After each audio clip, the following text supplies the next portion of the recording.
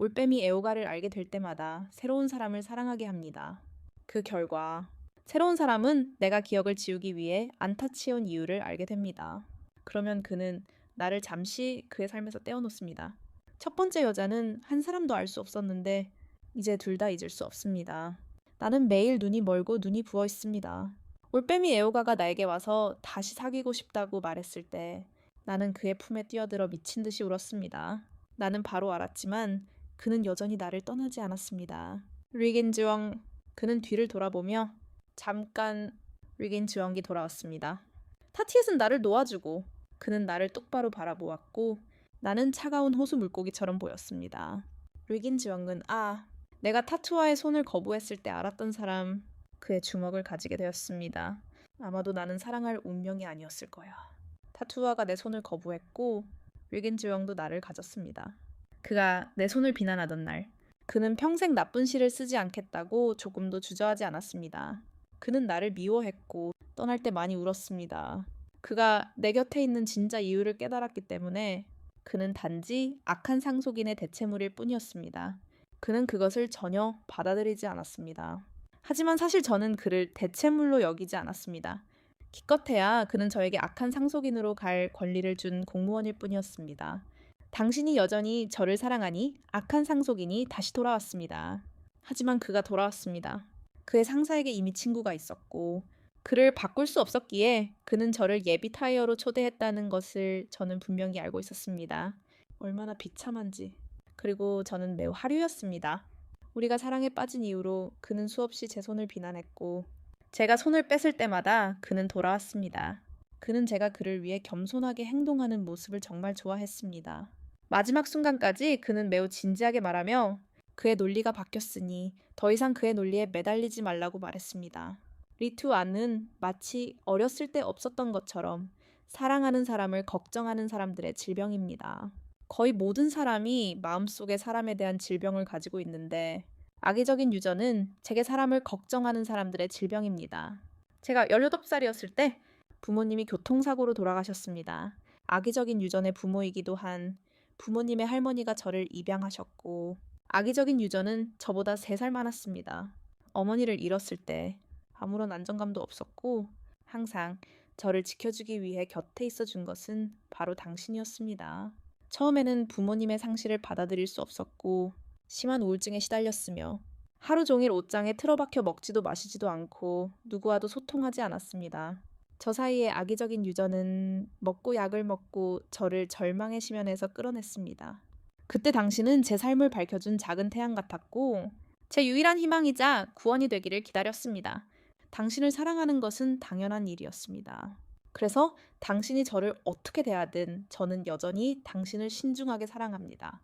그가 나쁜 놈이라는 걸 알면서도 그가 나를 사랑한 적이 없다는 걸 알면서도 나는 여전히 그를 놓아줄 수 없어. 내가 정상이 아니라는 걸 알면서도 정신과 의사를 만나봤어. 북쪽 사람들은 이게 정신병의 결과라고 이상한 형태의 속임수라고 말할 거야. 나는 타투아를 영적 지지자로 삼고 있어. 이게 자기 파괴의 길이라는 걸 알면서도 나는 여전히 반항하고 그에게 사랑에 빠져 참을 수가 없어. 나 혼자 깨어날 수밖에 없어. 젠장, 내가 이걸 깨닫기엔 너무 똑똑하지 못해. 타투아는 아직도 내가 설명해 주기를 기다리고 있어. 난 너무 완벽해. 한 입으로 말했어. 의원으로서 넌 그냥 두 입으로 날 쳐다볼 뿐이야.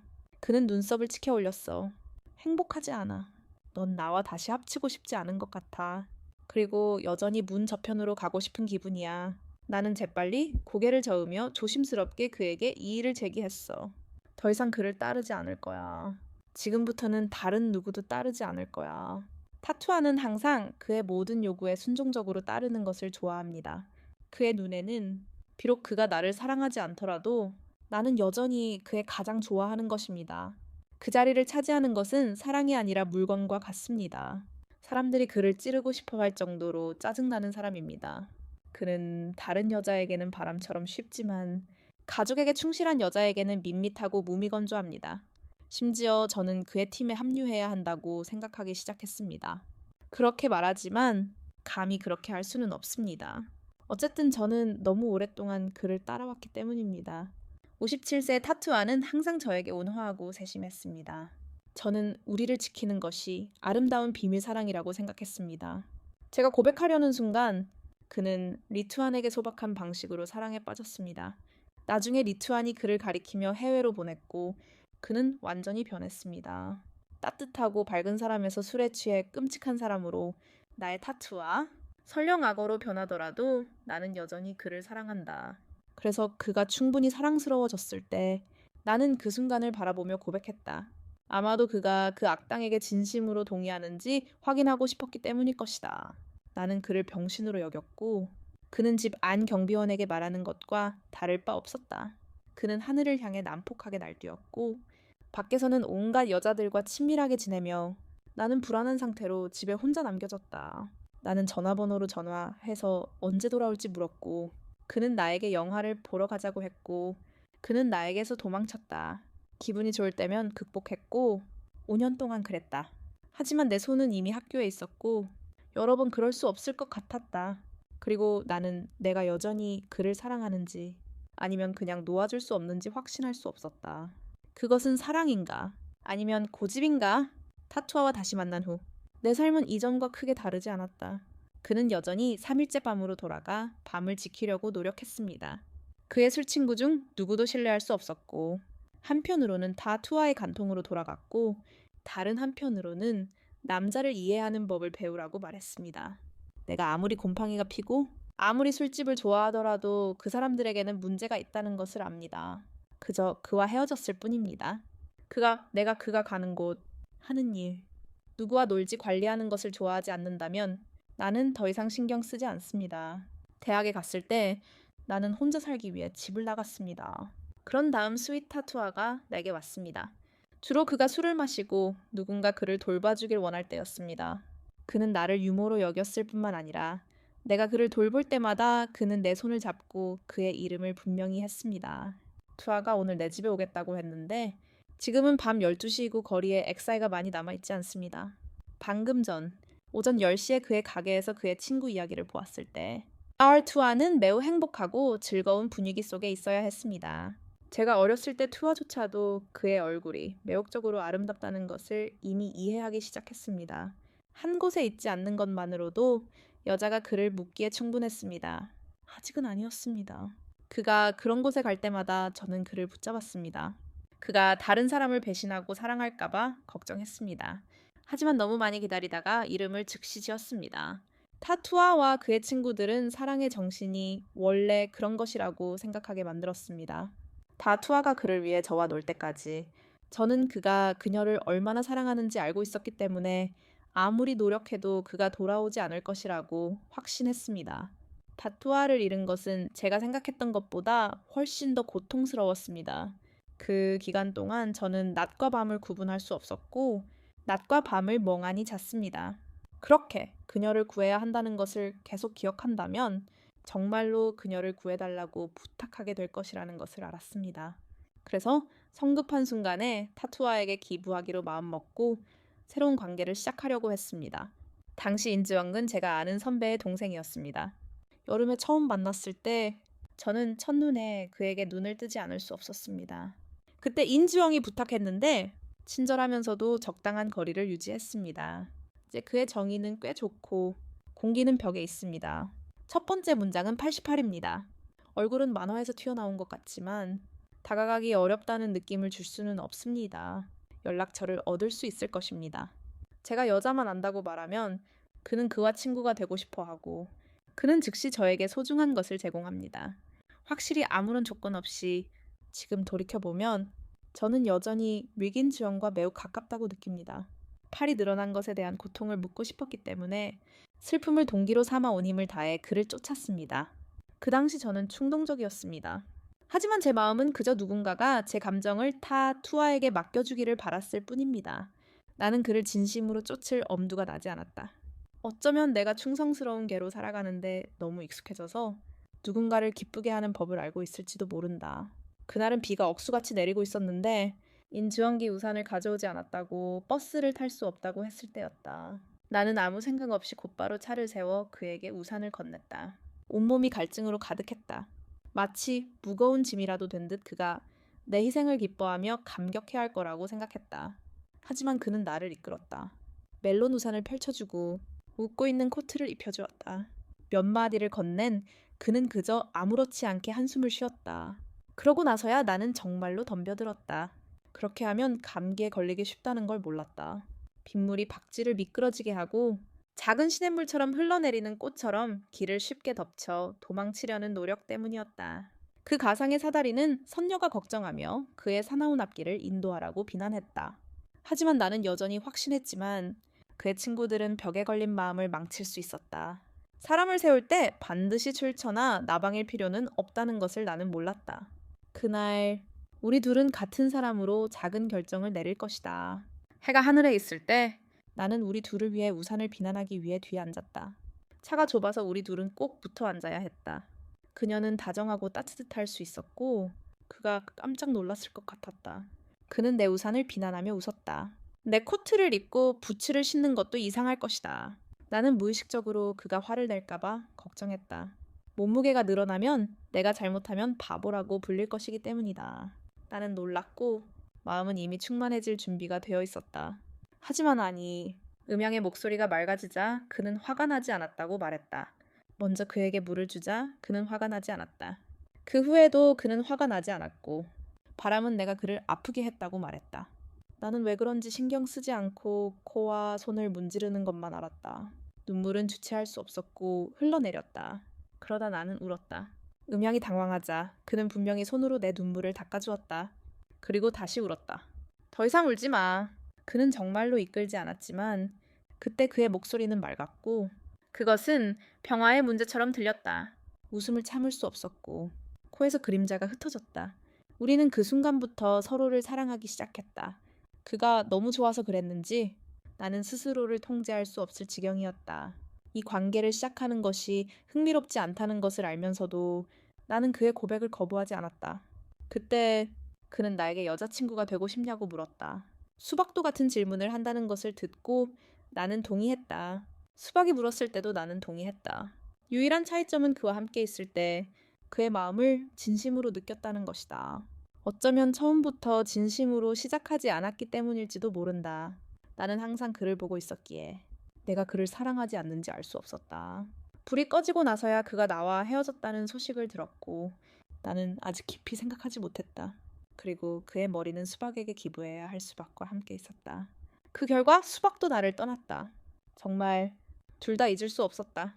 매일 울어서 잠을 잃고 직장도 잃었습니다. 그렇게 그를 부르면 그는 절대 놓아주지 않을 겁니다. 어쨌든 깨진 약속은 제 머릿속에 떠오르지 않았습니다. 저는 수박이 뒤집히는 것에 익숙했습니다. 잠자리에 들려고 하는데 밖에서 소리가 들렸습니다. 수박이 돌아왔습니다. 일어나 문을 열었더니 무거운 냄새를 풍기며 침대에 기대어 있던 그 사람은 아직도 애정을 가지고 있었습니다. 그에게 물 한 잔을 주었지만 몸을 굽히자마자 그의 목에 새로운 붉은 자국이 보였습니다. 목에 키스하면 따끔거린다고 들어서 루츠 안 두옹의 목에는 키스해 본 적이 없습니다. 주로 그가 간지럽기 때문에 제가 키스할 때마다 그는 웃으며 자신의 목이 가장 오래되고 반쪽이라고 말합니다. 목에 키스하고 하는 것도 그가 계속 일어서서 저를 짜증나게 하기 때문에 불가능합니다. 내가 즐거웠을 때 타투아가 그를 알아보고 눈썹을 치켜 올리고 왼손을 그의 목에 얹고 화를 내며 말했습니다. 그냥 게임일 뿐이야. 그냥 음란한 걸 계속 보여주는 걸 그만둘 수 없어. 정말 그의 말투가 나를 멈추게 했어요. 항상 더듬거리고 있었죠. 뭐라고 했어. 다투아가 앉았습니다. 나는 그보다 나이가 조금 더 많기 때문에 그가 앞서고 있다고 생각했기 때문에 서둘러 물었습니다. 무슨 일이야? 뭐라고 했어? 타투아의 말투는 즉시 추해졌습니다. 가장 짜증나는 일은 방금 나라에 두고 온 가짜 코코넛을 돌려보내는 거야. 모든 여자가 그렇게 게임을 이끈다. 정말 웃기다. 그는 내가 속임수를 쓰고 있다고 확신했습니다. 내가 그의 목에 그것을 숨겼기 때문입니다. 우승자 가격 아래, 예비번호 아래에 안심해! 넌 내 여자친구야. 밖에서 아무도 널 볼 수 없으니 고맙다고 해야 할까? 잠시 후 나는 그가 모든 곳에서 속임수를 쓰고 있다고 생각해서 말을 멈췄습니다. 다른 사람들은 속임수를 쓸 때 귀엽지만 나는 속임수를 썼습니다. 속일 가치가 있었습니다. 제가 가장 많이 속인 건 그의 부하들과 어디든 속였기 때문입니다. 부하가 너무 많아서 하나하나 속이면 하루 종일 체크만 한 것과 다를 바 없을 겁니다. 그러니 속이지 않는 게 나았을 텐데 그게 제가 신경 쓰이겠어요. 글쎄요. 제가 아는 건 제가 이래서 속였고 엉망이었다는 것뿐입니다. 그 가족은 기름이 많지만 그의 어머니는 나를 우산처럼 아주 잘 대해준다. 하지만 나는 감히 그렇게 직접적일 수 없었다. 고등학교 이후로 나는 그 애정에 보답하기 위해 매 학기마다 추가로 일해서 선물을 샀다. 리투가 그와 헤어진 후 타투와는 그랬고 꽃과 사람들을 제한 없이 오고 갔다. 그의 어머니는 개미처럼 붐비고 3일에 한 번씩 모인다. 하지만 그는 나를 데려간 적이 없다. 내가 창피하기 때문이다. 나는 다른 남자들만큼 예쁘지 않다. 그는 그것이 재치가 없다고 말했다. 그는 나를 데려가는 것은 시간 낭비라고 말했다. 그가 파티에 참석했을 때 나는 전혀 몰랐다. 나는 그들의 나이, 또래의 사람들 그룹에 있었고 타투아가 데려온 여자친구도 그 그룹에 있었다. 운 좋게도 그녀가 파티에서 타투아와 손을 잡고 있었기 때문에 나는 그가 리더라는 것을 알았다. 그녀는 또한 그룹에서 나에게 가장 큰 애정을 가지고 있었고 이용하겠다고 약속했습니다. 며느리가 그가 그녀를 파티에 데려갔다는 이야기에 영향을 받지 않을 것이라고 확신했습니다. 어쨌든 얼굴 없는 여자친구를 데려오는 것도 매우 부끄러운 일입니다. 그룹 전체가 나와 타투와의 관계를 분명히 이해합니다. 그들은 타투와 자신도 나에게 관심이 없기 때문에 나에게 신경 쓰지 않습니다. 그런 다음 그들은 다시 만나지만 익숙해졌고 신부는 아마도 결혼식에 참석하지 않을 것입니다. 그는 달래기 쉽지만 매우 훌륭하며 이 커플은 그를 좋은 아내로 훈련시킬 수조차 없습니다. 타투아는 상황이 너무 심해지기 시작할 때만 내게 문자를 보냈습니다. 조용히 하지 마십시오. 다음날 그는 피곤하고 이미 흥분한 것처럼 내게 전화를 걸었고 나는 소란을 피웠습니다. 그는 키가 크고 결국에는 좋아한다고 말했습니다. 농담입니다. 마음에 두지 마십시오. 농담입니다. 그의 친구가 헤어질 때마다 그는 나를 이용해 그를 웃게 했습니다. 그는 살아있기 위해 단 하나의 농담만 필요했습니다. 저는 그런 농담을 정말 좋아해요. 정말 재밌거든요. 예전에는 타투아에 가서 그의 세계에 합류하고 싶었어요. 하지만 제가 제안할 때마다 그는 저를 만나서 그건 안 어울린다고 말했어요. 여자친구가 안 어울린다고 해서 그가 어울린다는 거예요. 제가 가는 걸 원하지 않으니 더 이상 괴로워하지 않아도 된다는 거예요. 저는 밋밋한 커버를 씌웠고 그는 그냥 즐겁게 놀았어요. 제 반응이 자기 생각과 다를 거라고는 예상하지 못했죠. 그는 꽤 오랫동안 즐겼고 제가 바람을 불어내는 걸 도울 때 뭔가 말하려고 했어요. 저는 그가 그렇게 말할 거라고 생각했어요. 어쨌든 그는 제가 이해심 많은 사람이기를 바랐으니까요. 새벽 1시 타투아가 전화를 걸어 데리러 오라고 했어요. 그의 옆에서 주전자가 흔들리는 소리도 들렸어요. 또 다른 여자의 목소리가 그를 놀렸고 그는 집에 가기로 했어요. 그는 끝까지 같이 술을 마시겠다고 말하지 않았어요. 저는 침착하게 옷을 갈아입고 집을 나섰어요. 이런 곳에서 루궁주영을 만난 적은 없었어요. 눈이 마주쳤을 때 저는 충격을 받았어요. 그는 멍한 얼굴로 나를 바라보더니 차 한 잔을 마시고는 마치 나를 모르는 듯 돌아섰다. 악수 후 우리가 다시 만난 것은 이번이 처음이었다.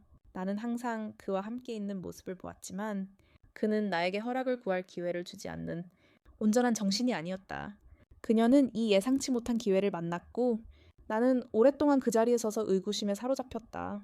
그의 태도가 모든 것을 말해주었다. 어쩌면 그는 극복했을지도 모른다. 비밀을 모르는 건 괜찮지만 그 고집은 여전히 진짜였다.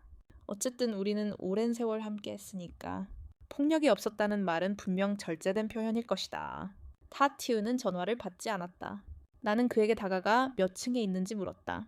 탄티우에게 날짜를 보여달라고 부탁했다. 전화가 꺼지자마자 뒤에서 익숙한 목소리가 들려와 그를 돌아보았다. 고개를 돌려보니 그가 있었다. 티에는 임무를 놓쳤고 구조대원은 추락사고 때문에 기다리고 있었다. 예전에는 우리가 그렇게 가까웠지만 지금은 항상 어떻게 해야 할지 몰라. 딜레마에 빠져있다. 그가 연애할 때 얼굴이 못생겼었어. 다른 여자랑 가까워지는 걸 봤거든. 그럼 간통범으로 알려진 거야. 어떤 사람인지 알아. 그래도 그를 위해 죽을 만큼 사랑해. 뭔가 놓치고 있는 것처럼 눈을 피하려고 고개를 숙이는 그의 목소리에서 열정이 분명히 들려. 있잖아. 내 목소리가 가끔은 작아. 가끔은 아무 말도 안 하고 차분하고 조용해. 가슴에 꽉 붙인 그의 손을 슬쩍 쳐다봤어. 놀라서 멈췄지. 내가 보는 건 몸을 안고 있는 게 아니고 둘도 아니고 이끌고 있는 것도 아니었어. 그는 울고 있어. 슬픔이야. 가슴 아픔이야. 무력감이야. 어린 눈물이 그의 얼굴을 가득 채웠어. 그의 붉은 눈이 마치 나를 안고 있는 듯 나를 응시했어. 누군가의 마음이 무너진 것 같았어. 그때 그가 울었어. 배신당한 건 나였어. 울어야 할 사람은 바로 나였어. 한때 그의 감정을 속였지. 그때 나는 보호받았어. 그는 이 관계에 만족했어야 했어. 정말 그 자식을 그렇게 좋아해서 이기적일 필요도 없어. 사랑은 너무 길었어. 루츠, 웅도옹에 대한 내 감정이 사랑인지 아닌지 알 수 없을 정도였지. 하지만 울고 있는 동안 그가 우는 걸 봤어. 반대가 너무 쉬운 바로 그 자리에서 나는 그의 눈물을 닦아주기 위해 손을 잡았다. 울지 마. 나도 널 좋아하지만 그냥 너와 내가 그걸 이용했다고 말했을 뿐이야. 그는 나를 노려보았다. 내 손을 떼었다. 너는 너무 욕심이 많아. 너는 이것을 원해. 너는 나무를 원해. 내가 처음 10가지를 하지 않는 걸 알잖아. 약속해. 나를 그렇게 대하는 게 옳은 거야. 하지만 처음에는 나를 대체물로 보고 그러면 나를 너의 조력자로 삼을 수 있는 무언가로 만들고 싶어 해. 아무도 나를 필요로 하지 않는다고 생각해. 내가 그렇게 보일까? 내 동생은 남자야. 나는 그를 존경하는 법만 알고 있어. 내 얼굴은 부끄럽고 후회스러워. 넌 내가 처음 10가지를 하게 두지 않을 거야. 그는 그 말을 무시했다. 숨만 쉬지 마. 그렇게 나를 바라보며 물었다. 정말 아름답지 않아. 한참 후 그는 심호흡을 했다. 머뭇거리며 어쨌든 우리는 함께였으니까.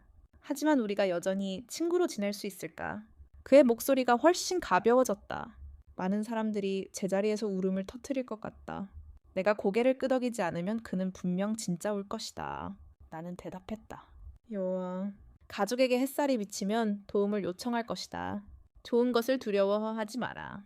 비록 작지만 기쁨과 사랑이 가득한 환경에 있을 것이다.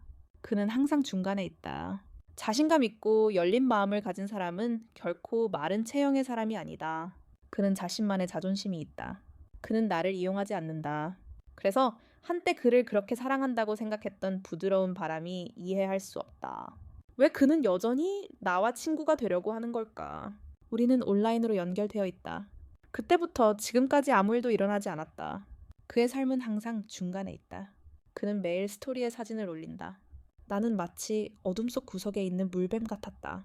사진 하나하나를 통해 그의 밝은 몸을 은밀히 바라보았다. 그의 삶에서 스스로를 잃어야 했고 우리 한가운데서 살아야 했다. 하지만 그럴 수 없었다. 그 만남 이후 나는 계속 그를 생각했고 우리 사이의 약속을 떠올렸다. 항상 그의 모습이 너무 떠올라 타투에 대한 관심이 사라졌다. 그러던 어느 날 밤 아주 순조롭게 집에 돌아온 나는 갑자기 그녀와 타투가 돌아왔다는 사실을 떠올렸다. 우리는 같은 위치에 있었지만 나는 너무 차가웠다. 이런 일은 전에는 없었고 그는 아무것도 깨닫지 못했다. 그가 나를 껴안고 입술이 내 손등에 닿는 순간 나는 곧바로 그가 다른 누군가와 눈물을 흘리며 루겐의 얼굴 전체에 키스하는 장면이 떠올랐다. 내 머릿속은 갑자기 똑같아졌다. 나는 그를 밀어냈다. 타투. 놀라서 뭐 하는 거야? 지루했다. 그녀는 나를 원하지 않았다. 만약 그 전이었다면 나는 그에게 먼저 청혼하고 은혜를 갚았을 것이다. 돌아온 이후로 우리는 친밀한 관계를 맺은 적이 없었다. 생각조차 해본 적이 없었다. 나는 여전히 타투에게 의지하며 그의 친밀함을 갈구했다. 하지만 지금은 슬펐다. 타투는 그렇게 거절당한 적이 없었다. 그의 분노가 치밀어 올랐다. 그는 다가가기 어려웠을 뿐만 아니라 그녀를 유혹하려 했다. 소용없었다. 손을 내밀고 위협하거나 셔츠를 벗기고는 문을 닫으며 나갔다. 마치 방의 금속 지붕을 부수고 싶은 듯했다. 하지만 나는 매번 듣고 싶지 않았다. 우리 마을의 바다는 평범했다. 내 이름은 안전하다고 느껴졌다. 그리고 내가 바라보는 남자는 사실 내가 사랑했던 타티오였다. 타티오 시스템의 타티오. 내가 사랑할 다른 무엇이 있을까? 내 마음속에는 나약한 선택의 작은 기억만이 남았다. 닫힌 돌문을 바라보며 마음속에 한 가지 질문이 떠올랐다. 너무나 쉬워서 아팠다. 그런 사람과 내 평생을 바꿀 가치가 있을까? 그날 밤 타티우가 떠난 후 그들의 무리는 계속해서 행복해지려고 사진을 올리기 시작했습니다. 오늘은 붉은 입술의 여자들과 조금 놀고 있습니다. 내가 뭘 신경 쓰겠어요. 저 밖에 있는 모든 여자는 그녀보다 더 흥미롭습니다. 자신의 여자친구를 이용해서 밖에서 다른 여자를 꼬시는 건 정말 가슴 아프네요. 울려고 입을 벌렸지만 지붕은 물을 얻을 수 없었고 마르고 물기만 있었습니다. 울 수 없어요. 그러면 울음을 그치세요. 예전이었다면 분명히 적시고 울고 이상하게 행동하고 코코넛을 불러 타티유가 더 많이 끓어서 미안하다고 사과했을 겁니다. 왜 지금 하지 않겠어요? 문을 두드리는 소리가 들렸을 때 바람을 생각할 시간이 없었거든요. 나간 사람은 타티유가 아니라 리긴 주엉이었습니다. 거기 있지 않나요? 그는 조금 수줍어 보였고 그의 손에는 고대부터 음식이 가득 담긴 1년 된 책이 있었습니다. 릭 인즈웡, 왜 여기 왔어? 나는 엄하게 물었고 그는 내 눈을 가렸습니다. 우리는 친구인데 친구가 서로 방문하는 게 뭐가 문제야. 물론 틀린 말은 아니다. 10명이 집안에서 말하는 소리가 들렸고 그는 아주 자연스럽게 들어와 전에 신었던 신발을 갈아 신었다. 신발을 갈아 신은 후 우리 둘은 머뭇거리며 침묵 속에 서 있었다. 그는 나를 알아보고 미소를 지으며 방향을 바꿨다. 여전히 내 신발을 신고 있었다. 나는 대답하지 않았다. 그는 일어서서 다른 신발 한 켤레를 신었다. 따티오의 신발이었다. 감옥 근처 아랫줄로 나는 코가 마른 여자고 그를 비난하지 않는다. 그는 준비가 되어 있고 알고 있다. 뭐든 간에 요리할 준비가 되어 있다. 서양 사람들은 집을 가볍게 아니면 전문적으로 아는 만큼 빨리 잘라낸다. 하지만 그가 나를 만났을 때 룩인 지원근 코코넛 물 한 방울도 안 마시는 부유한 청년이었다. 우리가 함께 살면서 그는 밥을 짓고 오랫동안 빨래를 했다. 그는 그다지 세심하지 않게 살았고 요리하는 법을 배웠다. 나는 그가 내 마음속으로 나를 보고 있다는 것을 알면서 밖에 서 있었고 잠이 오는 느낌이 들었다. 나는 수줍게 음식 충분히 주문하자 라고 말했다. 그는 약간 화가 난 듯 낮은 목소리로 말했다. 뭘 주문해? 내가 네 친구니까 내가 요리해주면 어때? 하지만 여기서는 나도 요리해야지. 요리한다는 게 무슨 뜻이야? 아무 말도 하지 않고 그가 묻는 걸 들었다. 말해봐. 내 남자친구랑 나 정말 듣고 싶어. 그의 등을 보니 무리한 요구를 하는 게 느껴졌다. 그는 여전히 이상한 행동을 했고 괴물처럼 등을 잘게 찢었다. 내가 떠났는데 또 이유를 찾고 있었구나. 나한테 죄책감 느끼는 거 맞지? 알고 보니 아직도 그 일에 신경 쓰는구나. 아주 많이 신경 쓰는구나. 나도 알아. 거리를 뒀어야 했는데 어쨌든 지금은 다시 과체중으로 돌아왔잖아. 인디고가 네가 제3자가 되지 않을 거라고 했을 때 아, 맞아. 네가 우리가 친구라고 했잖아. 위에 말한 건 말할 필요도 없었잖아. 나는 돌아다니지 않았고 짝사랑에 대한 5개의 잃어버린 사다리 만족해야 할 토대의 씁쓸한 결말에 대해 전부 말하지 않았어. 그의 손이 다시 그림자를 가르고 있었다. 나는 그의 아름다운 남색 눈을 마주치기 위해 눈을 멈췄다. 그렇게 간이 긴장이 풀리고 심장이 쿵쾅거렸다. 그의 목소리와 그가 내 옆에서 분명하게 말했다. 그건 사랑이 아니라고. 나는 그저 그와 어울려 지냈을 뿐이야. 그래, 나도 모르겠어. 하지만 그날부터 남색의 빈도가 눈에 띄게 증가하기 시작했다. 그녀는 아직 하루 2번 우리 집에 와서 밥을 먹었다. 우리가 아직 사랑에 빠져 있으니 내가 틀렸다고 생각하도록 부추겼다. 다행히 타투아는 집에 없는 것 같았다. 만약 잡히지 않는다면 작은 변명이라도 해야 했다. 나는 그가 음향의 순간에 함께 있다고 느꼈다. 조용히 입을 열지 않는다면 그는 나를 끌고 가지 않을 것이다. 어쨌든 나는 독신인데 어디서 순수한 우정을 나눌 수 있겠는가. 어쩌면 그는 내 어려움을 드러내는 것일지도 모른다. 그래서 점점 더 오지 않을 것이다. 그가 오지 않으면 내 마음은 다시 슬퍼졌다. 콰이는 얼마나 많은 것을 놓치고 있는 걸까. 나도 타투와 같은 사람이 되어버렸어. 정말 못됐어. 성급한 화를 내는 병이 미칠 수 있다는 걸 아무도 말해주지 않았어. 감정을 다스리려고 애썼지만 음양의 순간적인 전화 한 통이 억눌렀던 모든 것을 다시금 불타오르게 했다. 미안해. 빨리 와. 목소리가 약해. 정말 척하는 것 같지도 않아. 아무것도 생각나지 않았다. 정말 그의 집에 가고 싶었다. 문에 도착했을 때 나는 그를 돌보기 위해 여자의 신분을 취하는 것이 조금 이상하다는 것을 깨달았다. 판반티가 열리자 문이 열렸다. 음양이 무표정한 얼굴로 나를 바라보자 그는 카메라를 통해 오랫동안 그의 집 앞에 서 있는 나를 보았고 문지기 역할을 하려고 했다. 내 문이 괜찮을 것 같으니 집에 갈게. 나랑 결혼하면 내 온몸이 내 어깨에 떨어질 거야. 너무 창백하고 온몸이 피곤해. 분명 해고당했을 거야. 1년 동안 방으로 돌아가라고 한 다음 삼촌을 찾아가서 마실 것을 줬어. 그는 소파에서 해결책을 찾았고 내 보살핌을 아주 자연스럽게 받았다. 예전에도 우리는 그랬다. 서로를 돌보고 나누었다. 지금은 쉽게 하얗게 변했고 상황이 달라졌다. 나는 그가 강물을 마시는 것을 바라보았다. 그저 가볍게 서서 분명 멀지 않은 곳에 있을 것이다. 너는 집에 가. 하지만 그는 동의하지 않았다. 내 손에 누워 슬퍼하지 않았다. 화트리엠, 너는 너무해. 너는 내게 익숙해. 내가 네 감정을 속일 때마다 이제 나는 너에게 수십 가지 방법으로 기회를 주지만 너는 여전히 떠나려고 한다. 최근 음향이 극도로 모든 곳에 매달렸을 때 그 피곤함이 항상 나를 돌보라고 불렀다. 밖으로 나가면서 나는 타투와의 존재를 거의 잃을 뻔했다. 그 논쟁 이후로 우리는 아무런 연결 없이 반쪽만 이겼다. 그가 디아를 부를 때까지 나는 타투아라는 사람이 여전히 있다는 것을 기억했다. 내가 만들었고 네가 와서 나를 데리러 오면 디아는 물론 나와 반쪽 너와 같다. 하지만 여기서 논쟁은 항상 내가 주도적으로 연결하려는 것이다. 그는 기분이 좋을 때만 전화를 받는다. 그가 먼저 전화를 걸어 사다리를 올려 내려오게 한 건 이번이 처음이다. 그런데 오늘 잉양이 우리 집에 있을 때였다.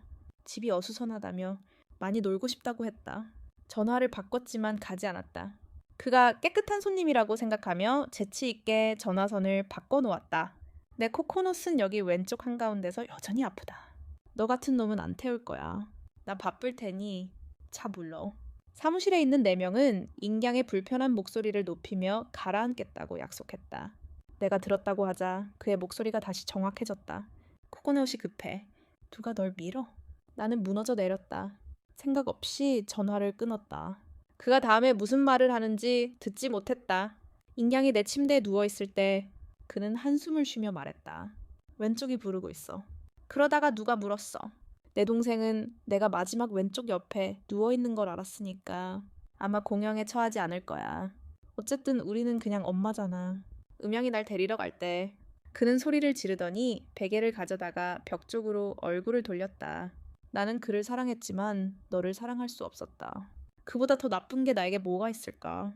그의 목소리가 들려오길 바랐다. 나는 그 원망을 들었다. 나는 잠시 망설이다가 길가로 가서 그에게 춤을 췄다.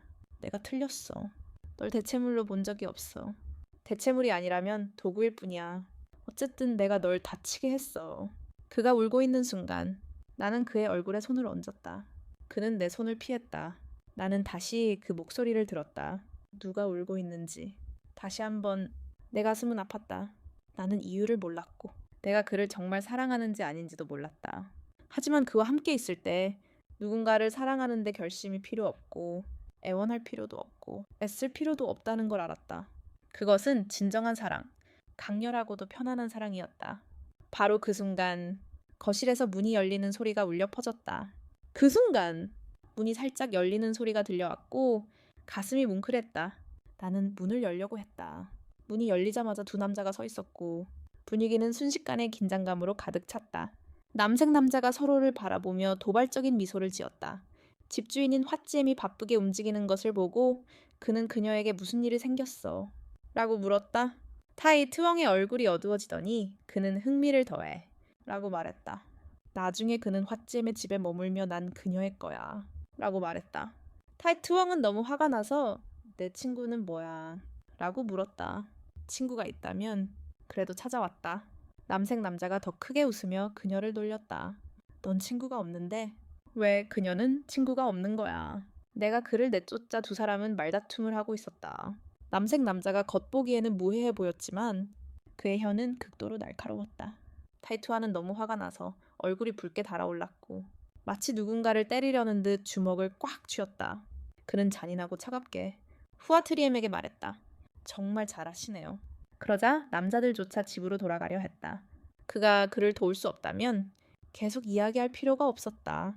그는 돌아서서 떠나겠다고 했지만 여전히 통역의 위협적인 문장이었다. 내가 강간하려고 손을 가지고 놀 때마다 그는 내가 더 이상 그를 위해 모든 것을 포기하지 않을 거라는 걸 알기 때문이다. 남색이 아무런 이야기로 이어지지 않을 때 내가 좋아하는 사람은 아래의 색깔과 같은 유형이다. 친구들은 얼굴이 찔릴 수 있다는 게 사실이라고 믿는다고 말했다. 나는 얼굴을 붉히고 고개를 저었다. 더 이상 알 수 없었다. 그리고 나는 더 이상 아무것도 확신할 수 없었다. 타투아에 대한 내 감정은 무한한 거리와 같다. 그렇게 계속하는 건 그냥 습관일 뿐이야. 남색이 그의 입술에 키스할 때 그의 눈빛은 엇갈려. 그는 갑자기 내 손을 잡고 부드럽게 그의 뺨에 댔다. 더 이상 그를 찾지 않을 거야. 그렇지. 나는 그를 보는 것을 멈췄다. 이때 그는 사람들이 정착하고 싶어지는 지점까지 끌고 가고 싶어 한다. 나를 볼 수 없어. 나는 네가 나를 사랑하지 않는다는 것을 믿지 않아. 그는 나보다 더 많이 고개를 숙인다. 나는 진지할 수 있지만 그러지 않는다. 우리는 서로 괜찮고 엉덩이는 길고 내가 멈추고 싶을 때 그의 얼굴은 이미 울고 있다. 헤어진 후에도 그는 매번 나를 생각한다. 나는 정신을 잃었고 아무것도 듣지 않았다. 나는 너와 함께 행복했고 왜 네가 나를 그렇게 대할 수 있는지 행복했다. 하지만 나는 여전히 네가 행복하기만 하면 헤어져도 괜찮을 것이라고 생각했다. 하지만 너는 행복하지 않았고 약간 소유욕이 강했고 행복하지 않았다. 하는 너를 사랑하지 않았고 하는 네 사랑을 받을 자격이 없었다. 네가 아직 자라지 않았을 때 나는 내 복제품이 되고 싶지 않았다. 나는 내 복제품이 되고 싶었고 너와 함께 있고 싶었다. 맞아. 타투아와 함께 있으면서 나는 전혀 행복하지 않았다. 항상 혼란스럽고 항상 사람들에게 지치고 항상 나 자신의 말을 들었다. 그것이 정말 내가 원했던 삶이었을까? 아니, 나는 그것을 원하지 않았다. 오래전에 나를 이용한 사람이 있었다. 그 사람은 타투아의 공식적인 병이었고 또한 그의 첫사랑 그와 같은 이유였다. 그때 그녀가 나를 바라보는 눈은 일종의 복잡한 사랑이었다. 그날 그녀는 우연히 내가 구석에 숨어 있는 것을 보았거나 타투아 때문에 나를 강요했고 니엔투기 말했듯이 에나카나 타투아는 그녀에게 적합하지 않았다. 그와 함께 있어도 여전히 행복할 수 없다. 그때 나는 그에게 너무 의존적이어서 반 걸음도 떠날 수 없었다. 나는 고개를 저으며 모든 것을 부정했다. 그 사람이 그 사람인데 어떻게 행복하지 않을 수 있겠는가. 그와 함께 할 수 있는 한 나는 이 커플 전체를 그와 나 사이에서 바꿀 의향이 있습니다. 라이투 아니오랐습니다. 그녀는 일찍이 타투아의 진정한 본질을 본 사람이었기 때문에 그를 떠났습니다. 나로서는 라이투안 같은 사람이 왜 완벽한 타투아를 버렸는지 알아내는데 훨씬 더 오랜 시간이 걸렸습니다. 사랑은 이미 좋은 사람을 선택해야 합니다. 푸른 퍼플러처럼. 나는 타투아와 헤어지고 싶습니다. 그 생각이 갑자기 머릿속에 떠올랐지만 순식간에 내 가슴을 관통하는 예민한 터벌랜드 뿌리처럼 자랐습니다. 감정과 관계없이. 그것은 내가 한때 느꼈던 것처럼 고통스러웠습니다. 상대는 신중하게 고려한 결정과 같았고 보상은 오랫동안 약간의 무거운 타격인 것처럼 가볍고 작았다고 말했습니다. 나는 타투아라는 사람을 불렀습니다. 그는 어디에서 놀았습니까? 그 사람들은 항상 거의 반 걸음 이상 모였습니다. 대화가 오갔고 바람소리와 뒷문소리가 들렸다. 그 무리는 결혼하기 쉬운 상대가 아니라는 것을 받아들이지 못하고 손만 들면 달려가서 틈을 타려고 했다. 이번에는 왓지엔이 어떤 식으로 틈을 타려고 했을까? 무릎을 꿇거나 비통하게 울거나 이번에는 그녀가 잠시 그 상황을 받아들이도록 내버려 두어야 했다. 그리고 그녀는 그가 바람을 피우는지 보기 위해 일부러 병을 집으로 유인해 가져갔다. 그는 자신의 손을 비난하는 아이에게 더 이상 관심을 두지 않았다. 분명 왓지에는 죽었을 것이다. 다른 친구는 그들에게 조용히 하라고 말하기가 조금 부끄러워 보였다. 하지만 그의 목소리는 여전히 망설임을 감출 수 없었다. 우리가 문 앞에 왔는데 네가 와. 나도 같이 갈까? 인지영이 물었을 때 나는 거절했다. 더 이상 그를 이 일에 끌어들이고 싶지 않았다. 타투아를 만나러 가는 길에 나는 그의 뒤를 쫓아다니던 시절을 떠올렸다. 내가 가장 힘들 때 그가 나를 도와주었기에 나는 자연스럽게 그를 정신적 지주로 여겼다. 그가 옹졸해서 나를 상처투성이로 만들었지만 나는 여전히 그를 파트너로 삼고 긍정적인 면에 매달렸다. 하지만 나무가 희망이라고 부르는 것은 쉽게 끌리는 여자가 된다. 그게 과연 희망일까? 멀리 떨어진 열매에 상처받았던 시절 나는 나무를 조금씩 그에게 이끌었다. 더 이상 그 때문에 미쳐 날뛰지 않았고 그를 잃을까봐 걱정하지 않았고 그의 감정에 휘둘리지 않았다. 더 이상 그를 사랑하지 않았다. 사랑이 다 투아를 보면 방하는 사람들로 북적였다. 모든 시선이 내게로 향했다. 놀리러 온 건가? 며느리만 온 건가? 이번에도 한번 그 여자를 따라가 봐. 타투아는 소파에 앉아 멍하니 눈을 감았다. 손을 대고는 옆에 앉은 여자를 데리고 방금 먹인 약을 마시러 갔다. 주변 사람들은 웃었다. 그만해. 그냥 가. 그냥 가. 딱 적당히만 해. 그가 가장 아끼는 사람들은 여전히 그저 그런 사람들이다. 그들은 내가 울고 체면을 구기며 모두가 웃기만을 기다리길 바란다. 나는 미소를 지으며 부드럽게 말했다. 나는 리더가 아니야. 모두 행복해. 나는 작별 인사를 하러 왔어. 이별 문제는 그래도 한 번은 솔직하게 말해야지. 나는 그들을 바라보며 여전히 미소를 지었다. 하지만 그림자가 걷혔고 아무도 내 반응을 이해할 수 없었다. 타투아는 내가 바람을 피운다고 생각했다. 이렇게 뭐가 확실해. 너는 내 남자친구와 즐거운 시간을 보낼 수 있지만 나는 안 돼. 나는 고개를 숙이고 머리카락을 손 뒤로 넘기고 돌아서서 아무 말도 하지 않았다. 그 사람은 내 남자친구 릭빈 지영이었다. 공기는 딱딱한 구리 같았다.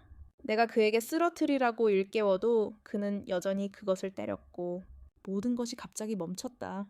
타투아는 찔렀다. 다음 줄 빔. 그는 그 남자를 때렸고 옆에 있던 여자는 완전히 충격을 받고 충격을 받았다. 뭐라고 했어? 내 머리에 모자를 씌웠어. 아, 네가 먼저 나를 위해 그것을 기다린 사람이 아니었어. 나는 모자를 너무 많이 써서 내 머리가 무지개색이 되었고 목이 너무 아파서 기절할 뻔했다. 하지만 네가 몇몇 희생자를 연기했을 때 타투아는 너무 화가 나서 마을 사람들이 너를 끌고 가서 거리를 두었어. 그냥 여자애가 아니었어. 원하는 만큼 원하지만 왜 굳이 이용하려고 했지. 그 풍경이 이상해졌고 나는 작별 인사를 하고 나도 내려갔어. 제 짐을 싣자마자 타투아는 마을 사람들을 밀어내 옷을 갈아입게 했어. 그 풍경은 내 손으로 가득 찼고 나는 손으로 막았고 너는 내 요금을 줄여달라고 했어. 무슨 말이야? 나는 매우 진지하게 말했어.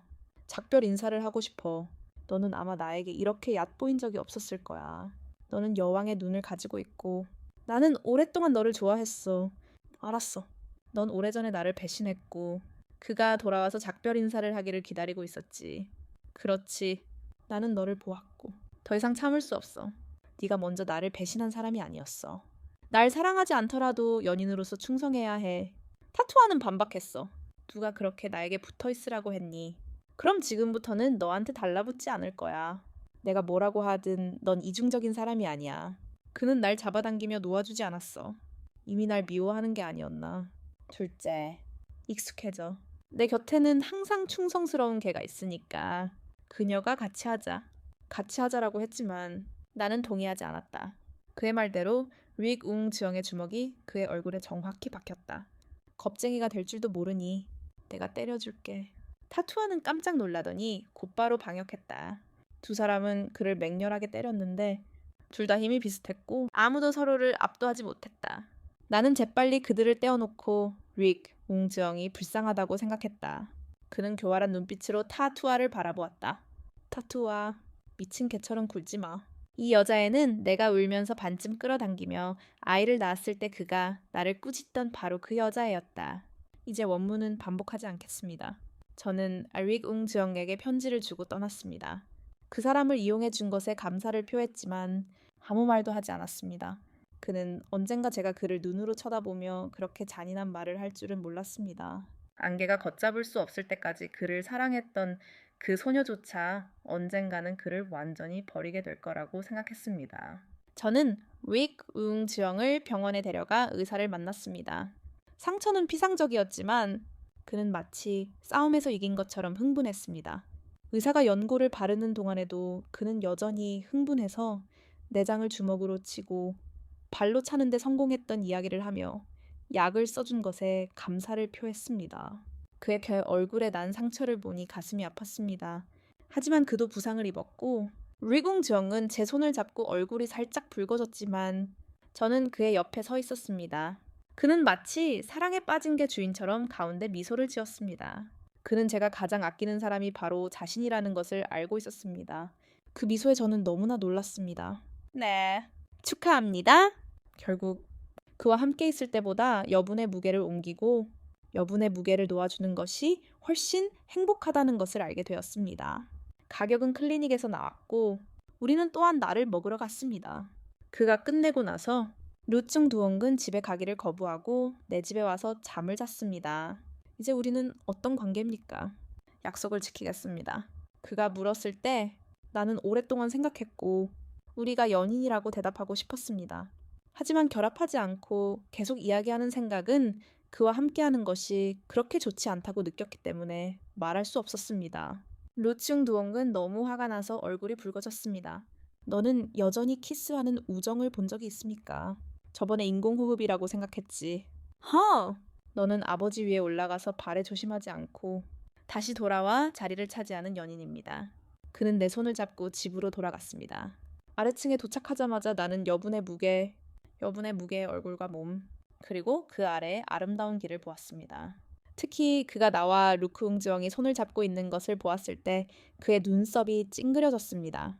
루잉양은 내 앞을 깔끔하게 따라가며 입을 열려고 했지만 내가 그를 잡아당겼다.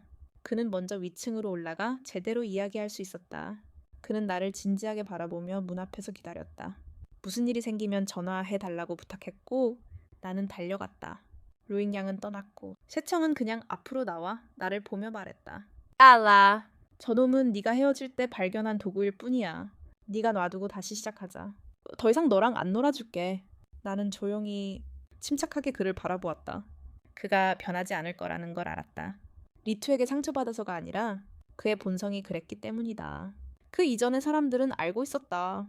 그들이 착했던 건 그때 그가 고통을 맛보지 못했기 때문이다. 한 번 맛보면 멈출 수 없었다. 그는 자신의 망가진 삶을 남 탓으로 돌리는 유형의 사람이었다. 리투는 그와 헤어졌지만 그는 그녀를 자신의 삶을 망친 원흉으로 몰아붙였다.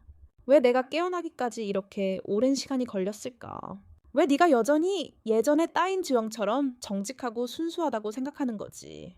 나는 울지도 않고 과하지도 않고 감동받지도 않았는데 어쩌면 내 무관심이 너를 하인으로 만드는 건지도 몰라. 네, 눈에는 두려움이 섞인 혼란의 순간이 스쳐 지나간다. 처음으로 주도권은 더 이상 내 것이 아니다. 정말 사랑하니? 그래, 나는 류익인 지영을 사랑해. 네가 나를 사랑하기 때문에. 나는 나를 선택하고 나를 보호해. 류익인 지영은 사랑이 무엇인지 학대받을 필요도 없고 물과 두려움에 의지할 필요도 없고 보복당하거나 완전히 상처받지 않는 사랑이 무엇인지 알려줄 거야. 선생님이 아프시고 너는 나에게 사랑받는데 익숙하지만 내게 버림받았는데도 변하지 않는구나. 너는 중간을 이끌며 약간 화난 듯 좋아라고 말했다. 그리고 내 집에서 모든 것을 치워? 이제 먹여 살려야 할 채식주의자들이 또 있는데 또 뭐야? 그녀의 가족이 찾고 있으니 그녀는 분명 매우 행복할 거야. 잊으셨군요. 오랫동안 찾고 있었어요. 오랫동안 아무에게도 의지하지 않고 살았거든요. 그의 어머니가 항상 저와 함께 해주셔서 감사했지만 살이 쪄서 감정이 고갈되고 방도 비워졌어요. 짐을 챙겨야겠다고 생각했어요. 그의 촛불의 붉은 눈을 똑바로 바라보며 더군다나 살이 찐 건 정말 나쁜 놈이에요. 그를 사랑하는 게 제 인생에서 가장 무심한 흔적이에요. 안 그러면 짐을 싸러 그 집에 갈 거예요. 알비긴 주영도 저와 함께 갈 거예요. 그는 제 양모 4명을 만나고 싶다며 그 해에 저를 오랫동안 돌봐주셔서 감사하다고 전했어요. 그는 또한 신중하게 고르고 사려 깊게 준비한 많은 것들을 준비했어요. 저는 미리 지역신문에 전화해서 류긴주영을 데려왔을 때 그의 삼촌과 숙모는 마치 자신을 버리고 간 아이를 보는 듯한 눈빛으로 그를 바라보았어요. 삼촌과 숙모는 정말 좋은 사람들이었고 류긴주영도 믿을 수 없는 사람들이었어요. 가격부터 상황까지 끊임없이 안팎으로 물어봤죠. 그들은 내가 타투아를 아주 깊이 사랑했다는 것을 알았지만 우리 사랑 이야기에는 전혀 손을 대지 않았다. 타투아가 그의 손을 잡고 또 돌려놓을 때만 그들은 어쩔 수 없이 그에게 고통스럽게 조언했다. 나중에 그를 미워하자. 벌써 여드름이 났잖아. 타투아는 그때는 전혀 신경 쓰지 않았지만 지금은 내가 좋아하는 병을 몹시 탐내서 집에 가져가고 싶을 때 그들은 그저 나를 위해 기뻐한다. 리긴 지원기 움직일 수 없을 때까지 그들에게 주어졌을 때 나는 위층 캐비닛에 올라가 청소를 했다. 타투아가 언제 내 방문 앞에 서서 오랫동안 조용히 나를 바라보았는지 모르겠다. 그가 더 이상 움직일 수 없을 때까지 나는 못 본 척했고 방금 접었던 모든 옷을 여행 가방에 끌고 나갔다. 그의 눈은 약간 붉었고 입술은 꽉 다물어져 있었고 형언할 수 없는 나약함이 드러났다. 다투아의 얼굴에 그렇게 진실된 표정을 본 지 오랜만이었다. 가지마. 다시는 너한테 그러지 않을 거야. 그의 목소리는 아주 작았다. 타투아는 항상 첩이었고 지금도 제대로 실수하는 법을 배우지 못했다. 나는 그저 부드럽게 대답했다. 우리는 맞지 않아. 너도 나를 위해 변할 필요 없어. 너는 선동자들을 떠났으니까. 네가 스스로에게 매달릴 때 왜 맞지 않는다고 말하지 않았어. 너도 그렇게 좋아했지. 그렇지. 다도아양. 너희 둘 다 내가 너를 너무 사랑해서 싫어하는 거야. 동시에 그 무거운 감정의 밀어붙임의 쾌락을 즐기고 있어. 너희 둘 다 미워하는 척하고 다른 사람에게 사랑받는다는 감정을 뿌리째 터트릴 수 없어. 온 세상을 원하지만 그 결과를 겪고 싶지 않은 사람은 모든 삶에서 보상을 받을 거야. 미안해. 나의 첫째 오빠. 너에게서 진심으로 사과하는 건 처음이야. 촛불의 달콤함도 있어. 정말 기회를 줄 수 없니? 우리가 그렇게 오랜 세월을 함께 해왔으니 너도 내가 누군가를 사랑하는 법을 배울 시간을 줘야 해. 아직 시간이 있을까? 폭풍의 해부터 지금까지 나는 항상 당신을 쫓는 사람이었고 당신을 사랑한 것을 후회하지 않습니다. 하지만 이제 7살이 되었고 내 유머 감각은 더 이상 좋지 않고 더 이상 달릴 수 없습니다. 당신이 조금 더 일찍 이 말을 했다면 내가 르꿍두엉을 만나기 전에 내가 깨어나기 전에 나는 매우 행복했을 것입니다. 하지만 이제 내 마음속에는 더 이상 죽을 없습니다. 당신은 나를 속일 수 없습니다. 당신은 변할 것입니다. 내 두 별은 첫 번째 황제의 사랑. 바람이 나에게 첫 번째 황제의 사랑을 가르쳐 줍니다. 나는 부서진 이성을 붙잡으려는 그의 손을 바라보았습니다. 루시 웅동은 여전히 아래층에서 나를 기다리고 있었습니다. 움찔거리던 그 손은 마침내 감정 없이 터져 나왔습니다. 내가 6살 때부터 삼촌과 숙모는 나를 아기처럼 키웠습니다. 나는 곧 떠날 것입니다. 그들은 떠났고 여기가 내 집입니다. 내가 당신을 그리워할 때 그냥 돌아와. 나는 루칭 두옹과 함께 살지 않습니다. 저는 여전히 작고 소박한 가족 안에서 살고 있습니다. 한 가게에서 벌어지는 연애에 허세를 부리지 않게 되니 저 자신을 가꿀 시간이 더 많아졌습니다. 알위궁 주연과 저는 이제 서로 반쯤 살아있는 것 같습니다. 그는 매일 제 집에 와서 요리하고 청소합니다. 저는 한 번은 필요 없다고 말했는데 그는 매우 기뻐하며 여자를 붙잡고 싶어 했지만 여자는 그 물건의 긴 방전을 붙잡아야 합니다. 바람은 그가 해냈다고 말했습니다. 아위궁 주연기 저에게 품은 감정은 저를 이해할 수 없게 만들었습니다. 제가 수줍어하는 걸 모르세요. 사람들이 저를 그렇게 대하지만 저는 여전히 슬퍼할 수 없습니다. 저는 당신의 반쪽을 가졌습니다. 불안하다고 말한 후. 저는 그가 저를 용서하고 동정할 것이라고 생각했지만 그는 그러지 않았습니다. 그는 그저 저를 진지하게 바라보며 말했습니다. 저는 그냥 아픈 거예요.